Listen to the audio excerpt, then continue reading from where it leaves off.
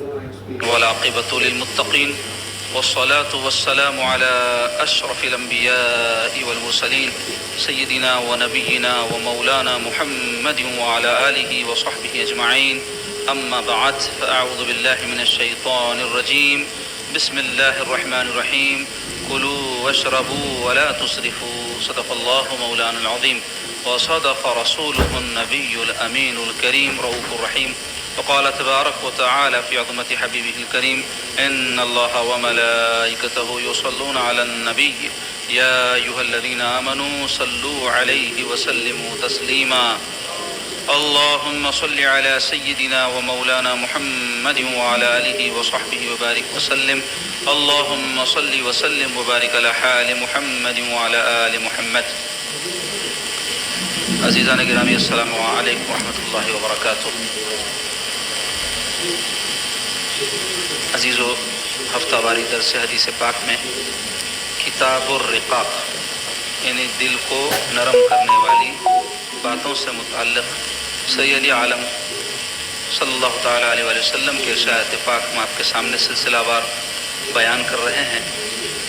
آج بھی انشاءاللہ تعالیٰ اسی موضوع پر ایک اور حدیث پاک آپ کے سامنے بیان ہوگی اور اس کی تشریح کی جائے گی. تو پہلے آپ عربی متن حدیث پاک کا سماعت کریں، پھر ترجمہ اور تشریح.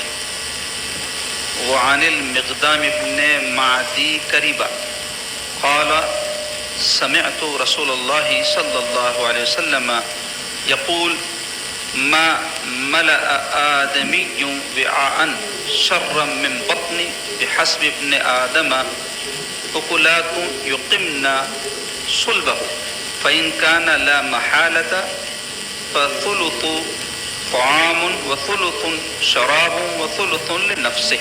رواہ الترمذی وابن ماجہ.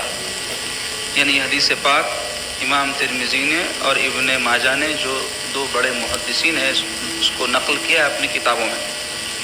ترجمہ حدیث پاک ہے حضرت مقدام بن معدی کرب رضی اللہ تعالیٰ عنہ سے روایت ہے، میں نے رسول اکرم صلی اللہ تعالیٰ علیہ وآلہ وسلم کو یہ فرماتے ہوئے سنا کہ کسی نے بمقابلہ پیٹ کے بدترین برتن نہیں بھرا. انسان کے لیے چند لقمے کافی ہوتے ہیں جو اس کی کمر کو سیدھا رکھیں. اگر زیادہ کی ضرورت ہو تو تہائی کھانا یا تہائی سالن کے لیے رکھے اور تہائی اپنے نفس کے لیے. اس حدیث پاک کا راوی حضرت مقدام ابن معدی کرب سرکار کے صحابی ہیں. اس حدیث پاک میں اللہ کے حبیب صلی اللہ علیہ وسلم سے وہ روایت کر رہے ہیں کہ حضور علیہ الصلوۃ والسلام نے فرمایا کہ بدترین برتن جو انسان بھرتا ہے وہ اس کا پیٹ ہے. تو اس حدیث پاک میں کثرت طعام کی مذمت بیان کی جا رہی ہے، زیادہ کھانے کی مذمت. اور ایک قاعدہ کھانے کے بارے میں ایک اصول بھی اللہ کے حبیب صلی اللہ علیہ وسلم بیان فرما رہے ہیں.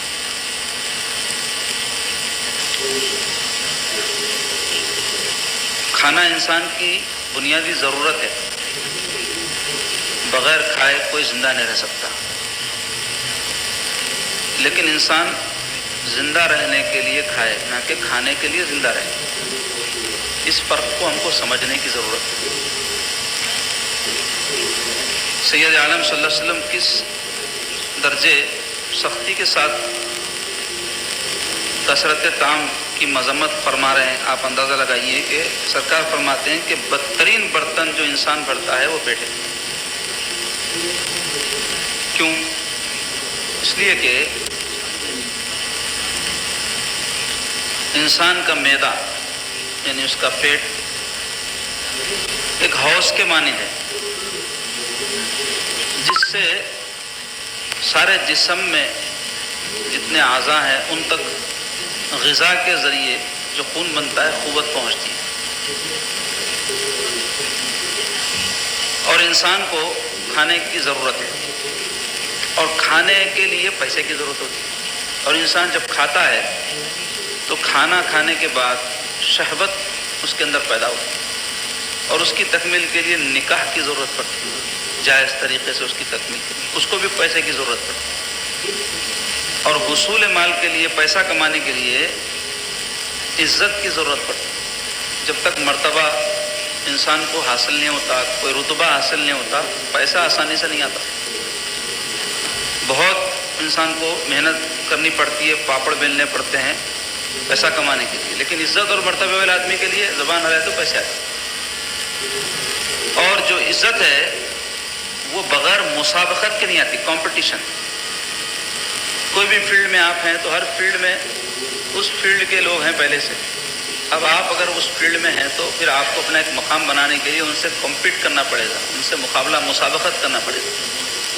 اب جیسے ہی کسی سے مسابقت ہوتی ہے، کمپٹیشن ہوتا ہے، تو یا تو آپ کامیاب ہو جائیں گے یا ناکام ہوں گے۔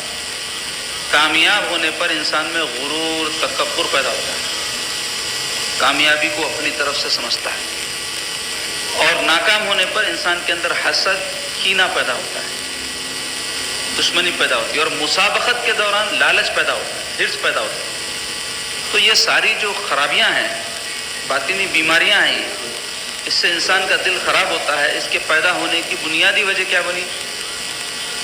کھانا۔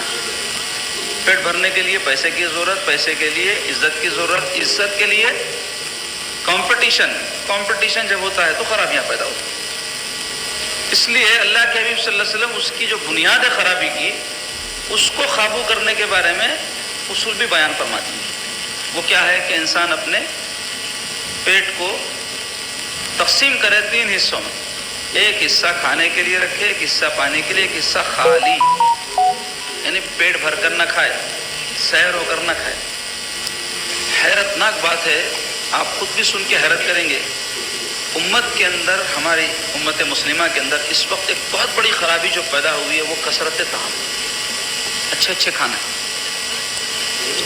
آپ دیکھیں ہماری دعوتیں، ہماری تقاریب، اور ہمارے جو ہے لوگوں کے لائف سٹائل، کھانے پینے کے بارے میں، ہوٹلوں میں جا کر کھانا، فخر کرنا اس پر، اور سینکڑوں قسم کے کھانے ہمارے شہر میں آپ کو ملیں گے۔ زیادہ پرانی بات نہیں، 20-25 سال پہلے ہمارے شہر میں سوائے مغلائی کھانوں کے کچھ بھی نہیں ملتے تھے۔ ناری کلچے کھا لیے، دعوت بھی کہیں بریانی کھا لیے، یا پھر کوئی مرغ ورغ کے کھانے تیار کر لے کے کھا لیتے تھے۔ اب آپ دیکھیں چائنیز ہے، مغلائی تو تھا ہی، پھر فاسٹ فوڈ اس میں، پھر اور کئی قسم کے، اب تو مغربی کھانے، اس کو جنک فوڈ کہتے ہیں، بچوں میں بہت مقبول ہے۔ تو یہ کثرت طعام، زیادہ کھانا دین کو برباد کرتا ہے، جو لوگوں کو نہیں معلوم۔ یہ عجیب بات ہے، میں بتانا چاہ رہا ہوں۔ یعنی اس درجے یہ گندگی اور خرابی ہمارے معاشرے میں عام ہو گئی کہ اب اس کو برا بھی نہیں سمجھا جا رہا ہے زیادہ کھانے کو، بلکہ میں نے کہا نا کہ کھانوں پر فخر ہوتا ہے کہ ہم یہ ہوٹل میں جا کے کھائے، اس طرح کا کھانا کھائے، یہ کھانے فلاں شادی میں تھے، ایسی دعوت تھی، اس پہ فخر ہو رہا، جبکہ اسلام کی تعلیم کے بالکل مخالف ہے بات یہ۔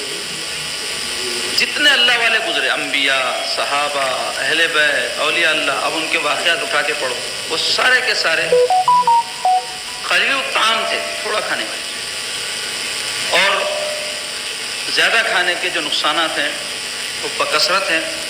اس سے انسان کا دین بھی برباد ہوتا ہے اور صحت بھی خراب ہوتی ہے۔ حالیہ دنوں میں نے اخبار میں خبر پڑھی تھی، ایک سروے ہوا حیدرآباد میں، آپ لوگوں کو شاید معلوم ہے یا نہیں، پچھلے 5 سال میں حیدرآباد میں، حیدرآباد شہر کی بات کر رہا ہوں صرف، اسٹیٹ تلنگانہ کی نہیں، ملک کی نہیں، شہر حیدرآباد میں کینسر کے کیسز میں 200% اضافہ ہوا۔ کتنے پرسنٹ؟ 200%۔ اور ایک بہت بڑا جو حیدرآباد کا کینسر کا ڈاکٹر ہے، اس کا یہ کہنا ہے کہ جس طرح سے اب یہ سلسلہ چل رہا ہے کینسر کے پھیلنے کا، یہی سلسلہ اگر اور 2-3 سال 4 سال رہے تو ہر گھر میں اللہ نہ کرے کینسر پیشنٹ ہوگا۔ اور اس کی وجہ کیا ہے؟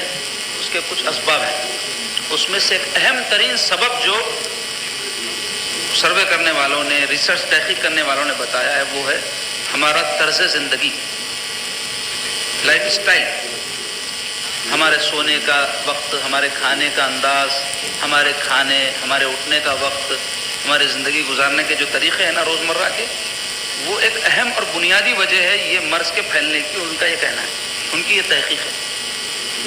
جس طرح کے کھانے آپ جو بازاروں میں کھاتے ہیں وہ سارے مضر صحت ہیں، صحت کو تو نقصان ہے ہی ہے، اس میں کوئی ڈاؤٹ ہی نہیں ہے، اس سے زیادہ نقصان دین کو ہوتا ہے زیادہ کھانے سے۔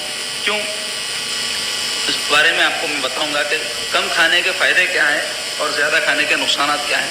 لیکن کم کھانے کی فضیلت میں جو اللہ کے حبیب صلی اللہ علیہ وسلم کے ارشادات ہیں وہ تو ہیں ہی اپنی جگہ۔ سرکار پاک علیہ الصلوۃ والسلام کئی دن تک فاقے فرماتے تھے، اور کئی ایسے واقعات اور احادیث آپ نے سنی ہوں گی جس میں بات بیان کی گئی کہ حضور اپنے پیٹ پر پتھر بندھتے تھے۔ یہ بات مشہور ہے نا، کئی دن تک حضور پیٹ پر پتھر بندھے رہتے۔ یہ پتھر بندھنے کا طریقہ عرب میں اس واسطے تھا کہ بھوک کی وجہ سے آدمی کو جو خلوع معدہ سے جو کیفیت محسوس ہوتی ہے وہ پیٹ پہ پتھر رہنے سے اس میں تھوڑا فرق پڑتا، ایسا محسوس ہوتا کچھ وزن ہے پیٹ میں، بالکل پیٹ خالی نہیں۔ یہ ایک حکمت اس کی بیان کی گئی۔ تو اللہ کے حبیب صلی اللہ علیہ وسلم فرماتے ہیں بھوکا رہنا تمام اعمال کا سردار ہے، اور یہ جو کھانے کے بارے میں بھی اصول بیان ہوئے نا کہ ایک حصہ کھانے کے لیے، ایک حصہ پانی کے لیے، تو کون سا کھانا ہے؟ حلال کھانا ہو تو ایک حصہ، حرام سے تو مر جانا اچھا ہے۔ تو حلال کھانا ہے تو اس کے یہ اصول ہے کہ کم کھایا جائے۔ حرام کو تو مومن ہاتھ ہی نہیں لگاتا۔ حرام اور حلال کا فرق اگر کوئی نہیں سمجھے تو مسلمان ہی نہیں ہے۔ اب اگر کوئی حلال کے اندر بھی شبہ محسوس کر رہا ہے، ڈاؤٹ محسوس کر رہا ہے، تو ویسی چیز کو بھی چھوڑ دینا تقویٰ ہے۔ لیکن افسوسناک بات یہ ہے حرام حلال کی فکر تو گئی امت میں سے، ساتھ ساتھ یہ فکر بھی چلے گئی کہ ہم یہ کھا لیں گے تو ہماری صحت کا کیا ہوگا، ہم یہ اندر ڈال لیں گے تو ہمارا کیا اثر ہوگا، یعنی اپنی جان کا بھی نہیں سوچ رہے۔ ایمان تو خطرے میں ہے ہی ہے، سب سے زیادہ ترجیح دینے کی چیز تو ایمان ہے، لیکن کم سے کم لوگ صحت کو تو بھی ڈرتے نا۔ ایک شخص مسلمان نہیں بھی ہے، غیر مسلم بھی ہے، تو انہیں جینا چاہتا نا، ہر کوئی جینا چاہتا، تو یہ بھی نہیں سوچ رہے ہیں کہ یہ کھائیں گے تو بیماریوں سے ہم مر جائیں گے۔ آج سب سے زیادہ شہر کوئی شوگر میں مبتلا ہے تو حیدرآباد ہے، کینسر کا تو آپ سن ہی لیے۔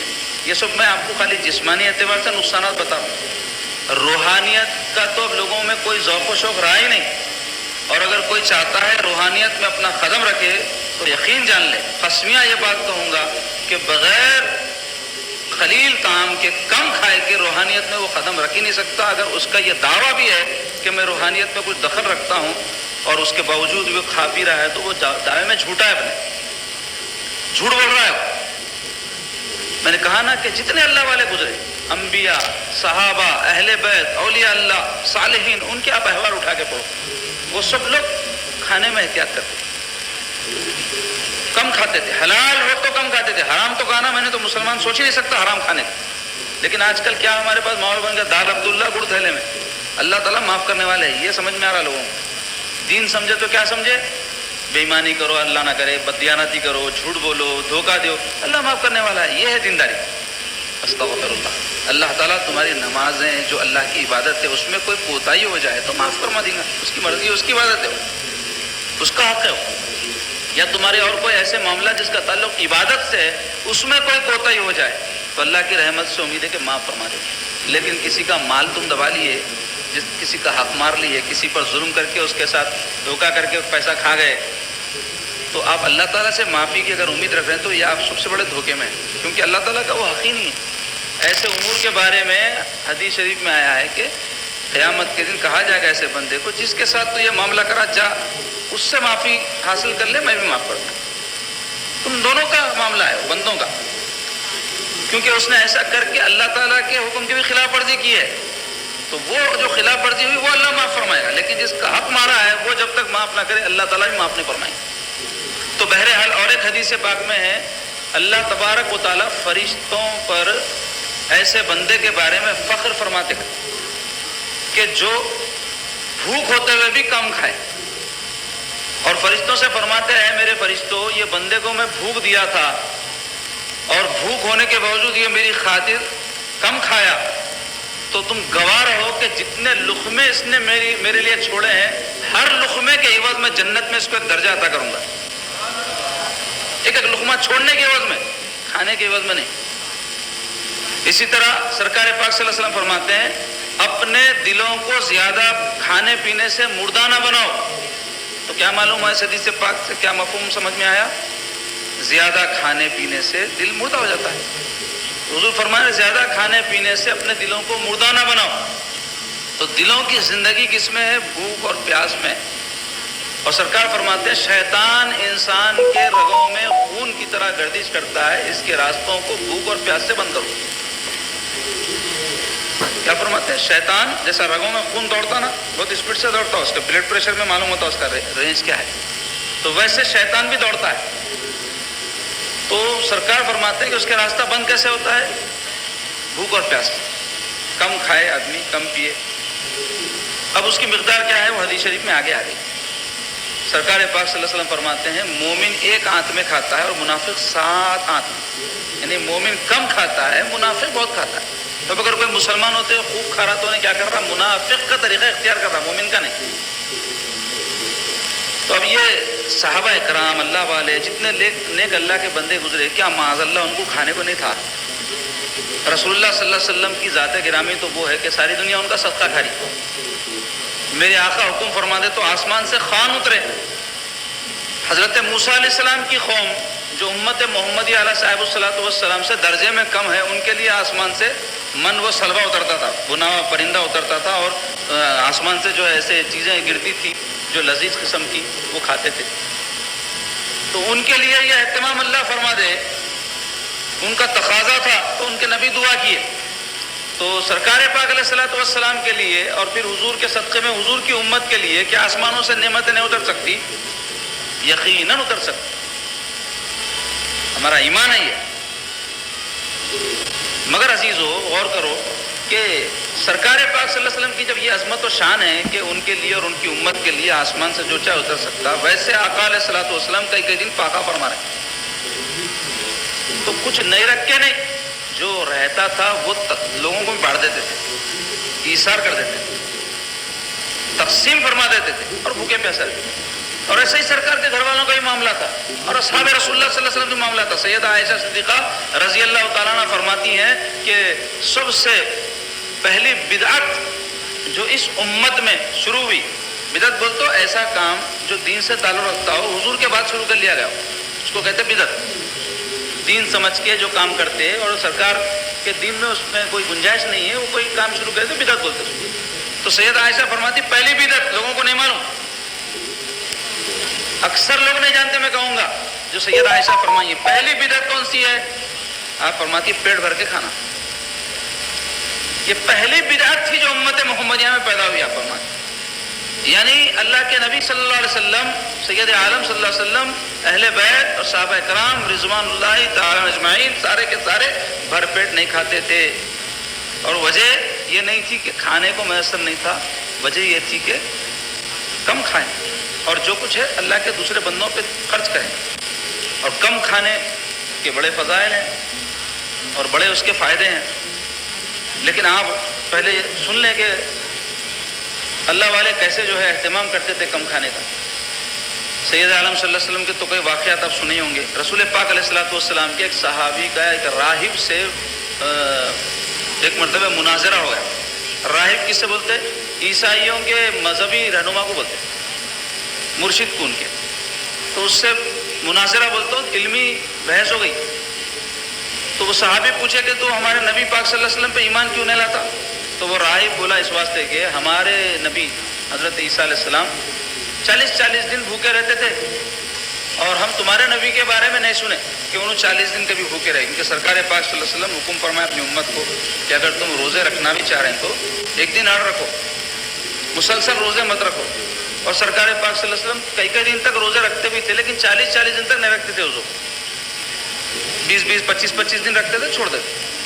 تو انہیں بولا کہ ہمارے نبی 40 دن رکھے، تمہارے نبی 40 دن نہیں رکھے، اس واسطے ہم ہمارے نبی کو افضل مانتے. اور تمہارے نبی پہ ایمان نہیں لاتے. تو یہ سن کے صحابی بولے ارے میرے نبی کی کیا بات کر رہا تو میں ان کا ایک ادنا امتی ہوں, اگر میں 40 دن تک بھوکا پیاسا رہ کے تجھے بتاؤں تو کیا تو اسلام قبول کر لے گا؟ میں نے بولا ٹھیک ہے, چیلنج قبول کر لیا.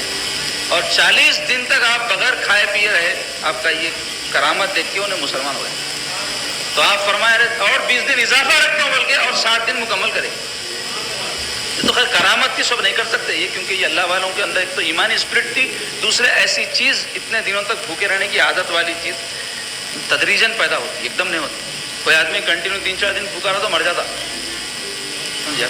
تو وہ لوگوں کے اندر یہ کیفیت کیسا پیدا ہوئی, اپنے غذا کو کم کرتے جاتے ہیں. طریقے ہیں اس کے, بزرگان دینی خانقاہوں میں جو اپنے مریدین وغیرہ کو تزکیہ نفس کے مراحل کے تحت مجاہدات کراتے ہیں, اس میں یہ چیزیں شامل رہتی ہیں. مگر اب لوگوں میں نہ ذوق ہے نہ شوق ہے, مرید کو بھوکا مارے تو بھاگ جاتا. جو خانقاہ میں بریانیاں پکتے, مرغا پکتے, وہاں زیادہ مریداں جمع ہو جاتے, اور جہاں پہ بغارہ کھانا دالچا رہتا وہاں سوچنا پڑتا, اور جہاں بھوکے رکھتے وہاں تو بھاگ ہی جاتے.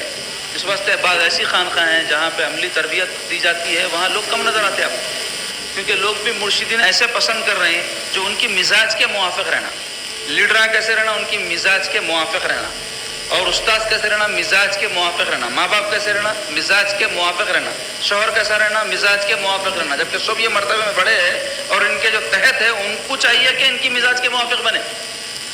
استاد کی مزاج کے موافق بننا شاگرد کے لیے ضروری ہے, مرشد کی مزاج کے موافق بننا مرید کے لیے ضروری ہے, اور شوہر کی مزاج کے موافق بننا بیوی کے لیے ضروری ہے, اور اولاد کو چاہیے کہ ماں باپ کی مزاج کے موافق بنے. لیکن لوگ کیا چاہ رہے ہیں, ہماری مزاج کے موافق بننا, چاہے ہم سے مرتبے میں بڑے کیوں نہ رہے.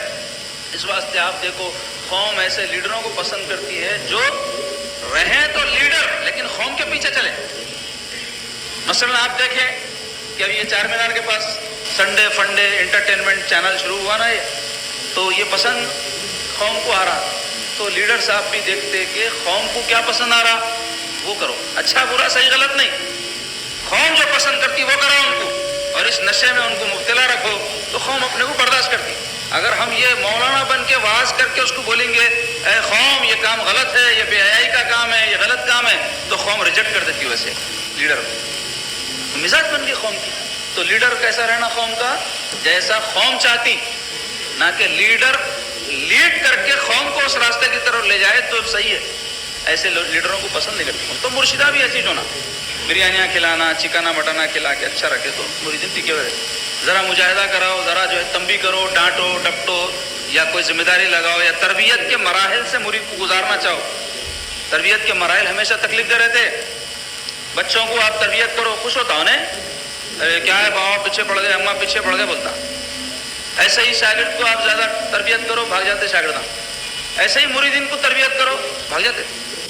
دور حاضر کی تو بات کر رہا ہوں. پہلے اگر مرشد دھتکارتا بھی تھا تو اپنے لیے نعمت سمجھتے تھے, ہماری کوئی نہ کوئی آفت نحوست جاتی, مرشد کے دھتکار نہ سمجھتے تھے لوگ. تو خیر بات کہاں سے کہاں نکل گئی, تو بتانا ہے چاروں کے اس حدیث شریف میں زیادہ کھانے کی مذمت بیان کی جا رہی ہے اور کم کھانے کے بڑے فائدے ہیں. اس میں سے ایک فائدہ کیا ہے, خلق کی صفائی ہوتی. کس کو خلق کی صفائی کرنا ہے, منہوں کی صفائی کر رہے ہیں داڑیاں مڑ کے, کپڑوں کی صفائی کر رہے ہیں, اچھے کڑک کپڑے پہن کے خوش ہوتے لوگ. اور ایسے ہی جو چیز صاف کرنا ہے وہ تو کرنا ہے, جو نہیں کرنا ہے وہ بھی صاف کر کے خوش ہوتے لوگ. لیکن اصل صفائی قلب کی ہونا ہے, کیونکہ محل ایمان قلب ہے, دل میں رہتا ایمان. تو دل کے اندر اگر جو ہے ایمان کے ساتھ یہ جو گندگیاں, یہ حسد کینہ, یہ سب خوب کھانے, خوب بولنے اور خوب جو ہے نہیں کرنے کے کاماں کرنے کی عادت پڑی, تو اس سے کیا ہوتا, اچھی فصل بھی تباہ ہو جاتی. آپ کو اگر جو ہے اچھی فصل اگانا ہے تو پہلا کام کسان کیا کرتا معلوم, زمین صاف کرتا. پتھریلی زمین ہے تو پتھر نکالتا, کانٹیلی زمین ہے تو کانٹے نکالتا, اور اگر بنجر زمین ہے تو اس کو پہلے دیکھے ہوں گے ہل ول مار کے. ہل کیا ہے, زمین کو درست کرنا ہے, نرم بنانا ہے. تو زمین نے آپ بھی بھوک کے مراحل سے گزرے. آدمی کو خود مارنے لگے تک درد کیا نہیں معلوم ہوتا, تو ایسے ہی بھوکنے لگے تک بھوکے کی تکلیف کیا نہیں معلوم ہوتی.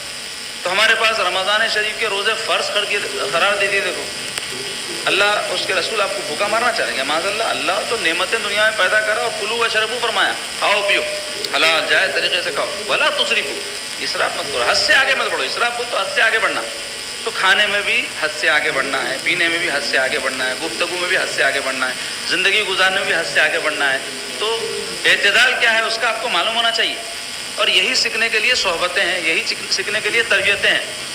تو مختصر یہ کہ غریبوں کی یاد آنا بولے تو آپ خود بھوکے رہنا، آپ کو بھوک کا احساس ہونا تو دوسروں کی تکلیف کا احساس ہوتا. اس کے علاوہ غلبہ نیند نہیں آتا کم کھانے سے. آپ دیکھیں رمضان میں لوٹتے رہتے لوگ، نمازوں کے بعد پڑے ہوئے رہتے تھے مسجدوں میں، نیند نہیں آتی. مگر کئی کو بولے تو خالی رہتا میدا، تو میدا خالی رہا تو نیند نہیں آتی. اور خوب پیٹ بھر کے کھاؤ، اس کا تجربہ کیسا ہوتا؟ دعوت میں سے آتے پڑ جاتے. کئی تو ایسے ہے عشاء چھوڑ دیتے، نہیں پڑے تھے تو ارے وہی تھک گئی طبیعت، بہت کھا لیا، میں ہو رہا اٹھنا نہیں ہو رہا. اب فجر میں بھی نہیں اٹھتے کیونکہ خوب کھائے تو مست نیند آتی، تو فجر میں نیند کہاں سے ہوشیار ہوتی؟ پہلے تو دعوتوں میں جا کے آئے تو دیر ہو رہی ہے ہمارے پاس، کیونکہ دعوت شروع اس وقت ہو رہی ہے جب ختم ہو جانا. 11 بجے شروع ہوتی ہے مسلمانوں کی دعوت. بہت افسوسناک ہمارا معاشرہ ہے. خدا کی قسم میں بول رہا ہوں نا آپ کو، کسی کے اندر ذرا بھی اگر ایمان ہے اور تڑپ ہے قوم کے لیے تو انہیں بیچارہ بیمار ہو جاتا، سوچ کے بی پی لگ جاتا، اس کو تو بیماری ہو جاتی اس کو. ایسا ماحول ہوگا مسلمانوں کا. مگر مسئلہ یہ ہے کہ احساس رہنا. اب چونکہ احساس نہیں ہے اس واسطے کوئی فرق پڑنے والا نہیں. اب دیکھو دعوتوں کا ایک تو تاخیر سے، دوسرے یہ کہ کس قسم کی غذائیں طبی اعتبار سے. آپ کو ڈاکٹر کو جا کے کھاؤ بولو، کھاتا کیا؟ دیکھو اگر کھایا تو انہیں ڈاکٹر نہیں حجام ہے، اگر ڈاکٹر ہے تو انہیں نہیں کھاتا، کھا لے کے آیا ہوں بولتا، یا کچھ بھی بہانہ کر دیتا یا اخلاقاً چکھ لیتا، مگر انہیں کھاتا نہیں کیونکہ اس کو معلوم ہے یہ کھائے تو زندوں کو لاشوں میں تبدیل کرنے کی غذائیں ہیں. زندوں کو لاشوں میں تبدیل کرنے کی غذائیں ہیں ہماری جو کھانے ہم کھا رہے ہیں نا. کیونکہ دیکھو بھائی باورچی کا کام کیا ہے؟ اچھا کھانا مزیدار پکا کے تعریف حاصل کرنا. انہیں ڈاکٹر نہیں ہے کہ وہ کھانوں میں صحت کی کیا چیزیں ملی ہوئی ہے، بیماری کیا ملی ہوئی ہے غور کرے. اس کا کام ہے کھانے کو مزیدار بنانا. تو مزیدار بنانے کے لیے کیا چیزیں، وہ اس کا سبجیکٹ ہے. اور وہ کھانا آپ کی صحت کے لیے اچھا ہے یا نہیں ہے وہ سوچنا آپ کا سبجیکٹ ہے.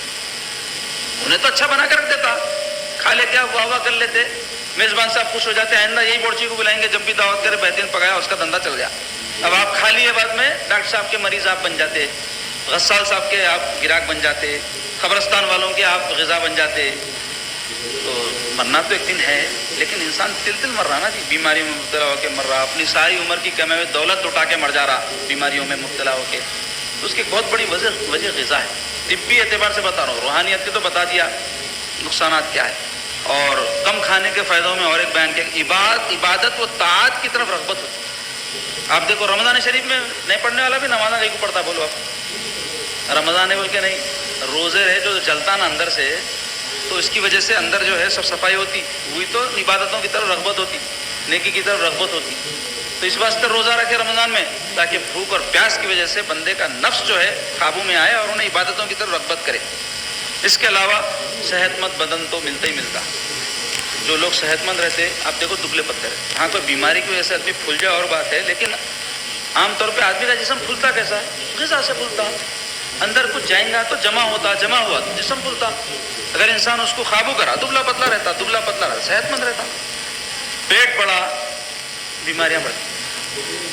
آدمی عمر رسیدہ جب ہوتا نا تو اس کو کمزوری پیدا ہوتی ہے جسم میں، تو چل پھر نہیں سکتا نا زیادہ جوان آدمی کے جیسا، تو پیٹ بڑھنا شروع ہوتا ہے. لیکن کوئی جوان آدمی کا پیٹ بڑھ جا رہا تو وہ ڈال لے رہا ہوں اندر. تو یہ کم سے کم دنیا کے نقصان کو تو بھی سوچ لے کہ اپنے منہ کو قابو کرنا جی نہیں کریں لوگ. ایک دن سیدہ فاطمہ زہرا رضی اللہ تعالیٰ عنہ سرکار پاک صلی اللہ علیہ وسلم کی خدمت اقدس میں روٹی لے کر حاضر ہوئے. تو حضور پوچھے کیا ہے فاطمہ؟ تو بولے یا رسول اللہ گھر میں روٹی بنائی تھی 2 دن کے بعد تو دل نہیں چاہا اکیلے کھاؤں، تو آپ کی خدمت میں بھی لے کے حاضر ہوئی. تو سرکار پاک صلی اللہ علیہ وسلم ارشاد فرمائے بیٹی 3 دن سے پہلا لقمہ ہے جو میرے منہ میں جا رہا ہے. فرمائے انہوں 2 دن بولے تو سرکار فرمائے 3 دن. اللہ اکبر، ایسی زندگی تھی میرے سرکار کی. 10 منٹ کھانے کو تاخیر ہوگی تو کیا کر دیتے ہیں؟ کسی مصروفیت کی وجہ سے ہو رہی انسان ناراض ہو الگ بات ہے، لیکن اندر سے جلا تو برداشت نہیں ہوتا. تو کیسا اڑی پڑتے کھانوں پہ. آپ دیکھو دعوتوں میں پہلے تو جا رہے ہیں دیر سے، پھر اس کے بعد میں کیسا بھی اڑی پڑ کے کھاتے، گر پڑ کے کھاتے. دعوتوں میں کتنے وہ لوگ کلپ بھیجتے یہ دعوت میں جو ہے چھوڑے کھانے کو، تو جیسا بکریوں کو گایوں کو چھوڑتا ہی بھاگتے تھے آپ نکل کے، ویسا اڑی پڑے لوگ کھانوں پہ. انسان ہے جی، اپنے کوئی مقام ہے، اشرف المخلوقات ہے، اللہ عزت رکھا ہے انسان کی. چلے جانا اسی دعوت میں نہیں کھانا، تاخیر بہت تاخیر ہونے تو کھاوے نا، گھر میں کھا لو آ کے، یا کھا لے کے جاؤ. کیا مر جاتے نہیں کھائے تو، لیکن اندر سے نفس بولتا نا یہ ہونا. یہ کیا ملتا؟ مرغ کھا رہتا گھر میں، بریانی کھا رہی تھی، 2 قسم کے میٹھے کھا رہے تھے. اور یہ ربیع الاول ربیع الثانی کا مہینہ اللہ ہی رحم کرے، سرکار کی ولادت کا مہینہ ہے، اتنا مبارک مہینہ ہے. ہمارے حیدرآباد میں کھانوں کا مہینہ مشہور ہے، دعوتیں ہوتے اتنے دعوت ایک ایک دن میں 2-3 دعوتیں ہیں. مبارک مہینہ ہے، بلکہ لوگ کرتے ہوں گے، کوئی حرج نہیں ہے. لیکن بتا رہا ہوں یہ کہ جہاں گئے کھانا، اور ایسا کھانا بری بات نہیں. اگر مرغن غذا بھی کھا رہے ہیں تو کھانا احتیاط کرو، یہ بولنا چاہتا ہوں. منہ کو روک کے کھاؤ. لوگوں کو دیکھتا ہوں دستے پہ، کسی کی میں برائی کرنا نہیں چاہ رہا ہوں، اس کا نقصان کیا ہے بتانا چاہتا ہوں. اتنا زیادہ کھاتے، اللہ رحم کرے. کیا گوشت رہا خوب کھا لینا، بریانی رہی خوب کھا لینا، میٹھا رہا خوب کھا لینا. اتنی بھی لذیذ غذا رہو، آپ کی جو لمیٹڈ کھانے کی مقدار ہے وہی کھانا. تو اس سے صحت بھی اچھی رہتی ہے اور دین بھی اچھا رہتا ہے. نہیں تو دین برباد، دل سخت ہو جاتا. آدمی کا دل سخت ہو گیا تو کیا ہوتا معلوم آپ کو؟ عبادتوں میں لذت ہوتی، ذکر کی طرف رغبت نہیں ہوتی، نیک کاموں کی توفیق نہیں ہوتی، اور لوگوں کی تکلیف کا احساس نہیں ہوتا. جو فائدہ بتایا نا اس کا الٹ ہوتا. اس کے علاوہ اور بہت سارے فائدے ہیں، تو ابھی وقت میں گنجائش نہیں ہے اس کی تفصیل بیان کروں. تو آخر میں یہی کہوں گا کہ سرکار پاک صلی اللہ علیہ وسلم فرمائے بدترین برتن جو انسان بھرتا ہے وہ پیٹ ہے. تو اس واسطے یہ برتن کو بھرنے سے پہلے ذرا سوچ کے اندر اس میں کوئی چیز جمع کرنا. اس کے علاوہ سرکار پاک صلی اللہ علیہ وسلم کیا فرمائے کہ چند لقمے کھا لیا تو انسان بڑھتا نہیں، کمر سیدھی رہتی، مطلب کام چل جاتا. لیکن اگر کوئی زیادہ کھانے چاہ رہا تو پھر ایک فارمولہ بتا رہے ہیں حضور، پیٹ کو اندازے سے 3 حصوں میں تقسیم کر لو. ایک حصہ کھانا، ایک حصہ پانی، ایک حصہ خالی. یعنی سیر ہو کر مت کھاؤ، فل پیٹ بولتے نہیں، خوب کھایا دبا کے کھانا بولتے نہیں. ہمارے دن میں دبا کے کھانا ممنوع ہے، ناپسندیدہ ہے، خلاف سنت انبیاء اور صالحین ہے. اس کے نقصانات ہیں، اس سے دین بھی خراب ہوتا اور صحت بھی خراب ہوتا. تو اس واسطے عزیزو ہم کو چاہیے کہ ہم موجودہ جو ہمارے ماحول کو دیکھ رہے ہیں، اس کو دیکھتے ہوئے ہم کو اس سے احتیاط کرنا چاہیے. کم سے کم صحت کے حوالے سے تو بھی میں دہائی دیتا ہوں آپ لوگوں کو کہ کھانے کے بارے میں احتیاط کرو، اور وقت بھی کھانے کا متعین رکھو. یہ جو دعوتوں میں 11 بجے 12 بجے کھا رہے ہیں نا، بیماریاں اس عشاء کے فوری بعد کھانے کا حکم ہے. اور طبی اعتبار سے بھی بتا رہا ہوں آپ کو، شریعت میں تو آئی ہے، کیونکہ شریعت میں تو اتنے احادیث ہیں آپ کو بتاؤں کہ عشاء کے بعد جاگنے کی ممانعت آئی ہے، اور ناپسندیدگی کا سرکار اظہار فرمایا عشاء کے بعد. اور ہمارا دن شروع ہو رہا عشاء کے بعد، رات نہیں دن. ساری رات لوگ جو دیوانوں کی طرح وقت گزار رہے ہیں. دعوتوں میں اگر کہیں جا کے آپ آئے تو 12-1 بجے سے پہلے آپ واپس نہیں آ سکتے، کیونکہ میں بولا نا دعوت شروع 10:30-11 بجے. تو یہ بہت غلیظ ماحول ہمارے پاس پیدا ہو گیا ہے. اس سے ہمارے دین میں بھی خرابیاں پیدا ہو رہی ہیں، ہماری جو ہے صحت بھی اس سے برباد ہو رہی ہے، اور ہمارے تعلقات پہ بھی اس کا اثر پڑتا. انسان اب راتوں میں جاگ رہا، صبح جلدی اٹھ سکتا ہے، نہیں اٹھا تو کام پہ وقت پہ جا سکتا، کام پہ وقت پہ نہیں گیا، دفتروں میں کام کر رہے ہیں تو برداشت کرتے دفتر والے، کتنے دن کرتے. تو کئی ایسے ہمارے بدماش قسم کے لوگ ہیں، اپنی غلطیوں کی وجہ سے تاخیر سے جاتے ہیں، پھر انہیں کچھ بولا تو بولنا بھی نہیں. یہ بھی ایک بری عادت پڑ گئی. آپ جب اس سے نوکری کے لیے ملاقات کرے تھے، ایک معاہدہ تھا آپ کا کہ یہ ٹائم پہ آپ آئیں گے، یہ ٹائم پہ جائیں گے، اس کی وجہ سے آپ کو یہ تنخواہ دیں گا، یہ آپ کا کام رہیں گا. تھوڑے دن کام کرنے کے بعد میں ارادے بدل جاتے. اگر غلطی کے اوپر کوئی تنبیہ کرا تو ناراض ہو جاتے لوگ. کوئی بھی آپ کو اگر غلطی پہ بولا تو آپ پہلے محسوس کرنا کہ انہیں بات درست کر رہا ہے یا نہیں کر رہا. اپنی خوشی کے اعتبار سے نہیں دیکھنا، اصول کے اعتبار سے دیکھنا کہ بات اس کی صحیح ہے یا نہیں. کئی ایسے کام کرنے والے ہمارے لوگ ہمیں دیکھتا ہوں، سیٹ صاحب بول دیے میرے کو میں نہیں جاتا کل سے. اب کو جاؤ مرو، سیٹ کو کوئی اور نوکر مل جاتا، تم کو نوکری نہیں ملتی آسانی سے. سمجھتے کیوں نہیں؟ چھوڑ کے بیٹھے ہوئے رہتے کئی. اور کمانے کیا ہے، 10,000 کمانے والے 12,000، سر ان کا اتنا اونچا رہتا، سیٹ ایسا بولے، سیٹ ویسا بولے، ہم کو ایسا کر دیے، ہم کو ویسا کر دیے. ایسا خیال ہے لوگوں کا. انسان کے اندر عاجزی تواضع رہنا. اگر کوئی بات تنبیہ کر کے، پہلے تو ہم کوئی غلطی کرنا نہیں جو ان کو نوبت آئے بولنے. اب اگر بول بھی دیے تو ان کو آپ تنہائی میں بولنا، سیٹ صاحب کچھ بھی رہا تو میرے کو اکیلے بولوا، میری غلطی تھی میں مان لیتا ہوں. ماننے تیار نہیں رہتی، غلطی خود کی رہتی ہے. ڈیمانڈ کیا رہتا، ہم کو سیٹ جو ہے بلانا، ہم نہیں جاتے. میرے کو انہوں بلانا، کہیں کو جاؤں میں. کس بات کا غرور ہے بھائی تم کو؟ اللہ تعالیٰ تم کو روزی دے رہا اس کے ذریعے سے. اگر تم اس کو تواضع اختیار کر کے انہیں کچھ بول بھی دیا، آج ناراضگی، کل چلے جا رہے ہیں بھول کے، ہو جاتی بات. اکڑ کے رہتے 2-3 مہینے قرضے میں مبتلا ہو جاتے کام نہیں کر کے، لیکن اپنی اکڑ کی وجہ سے جاتے نہیں. کیا بولتے انہوں بلائے تو جاؤں گا. یہ عجیب مزاج پیدا ہو گیا. مسلمان کے اندر سادگی رہتی، انکساری رہتی، محنت کی عادت رہتی، غلطی کو قبول کرنے کی. یہ مسلمانی ہے. یہ خالی داڑھی ٹوپی شملہ چھایا کنٹا، اور یہ ہمیشہ بولتا ہوں نا میں طنز کے پیرا میں نہیں بول رہا ہوں، حقیقت ہے دین کی. یہ خالی یہی چیزیں دینداری نہیں ہے، اور صاف ہے دینداری. اصل اچھی خصلتیں ہیں، اچھے اطوار ہے، اچھے عادات ہیں، اچھی صفات ہیں، یہ دینداری، اس کو چھوڑ دیے. تو ہم کو اپنی اصلاح کرنے کی ضرورت ہے. اللہ ہم سب کی اصلاح فرمائے اور ہم سب کو نیک توفیق عطا فرمائے.